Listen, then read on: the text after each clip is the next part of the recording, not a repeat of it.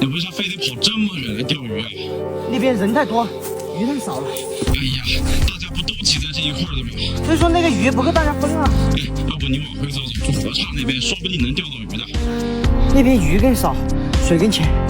哎，要是前面那个大家都爱去的钓点也人满为患怎么办？那就尝试新的钓点啊。要是新钓点也缺人呢？那多走走去那些没人发现的野塘。哎，不走了，就在这待着得了。要说在哪待着不一样，这儿啊多安逸啊！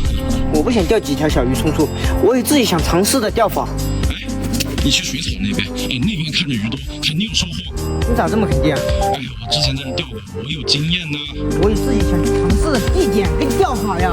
你就听我的，我经常在这边钓鱼，比你有经验多了。可我钓的都是大鱼，那我钓鱼的年份比你久。你钓的那些鱼还不够一顿呢。我是要去钓巨物的地方。哎，可是钓鱼不都一个样吗？不一样，往前去新的地方是未知，往后用老办法是经验。你总守着你这一套，怎么发现更好的鱼群啊？话是这么讲，但你也不能自己一个劲儿往前冲，把大家都丢下了。我没丢下你们啊，你都能钓这么大的鱼了，我也是一步一步的走到现在的。那你咋不带着我一起找好地方？我带了呀，一会儿觉得这不行，一会儿觉得那不行，一会儿又要往回走，根本没有办法找好路那。你硬拉着我呀！我已经把新的地方、新的钓点告诉你了，我还能怎样？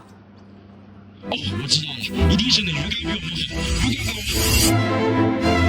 我。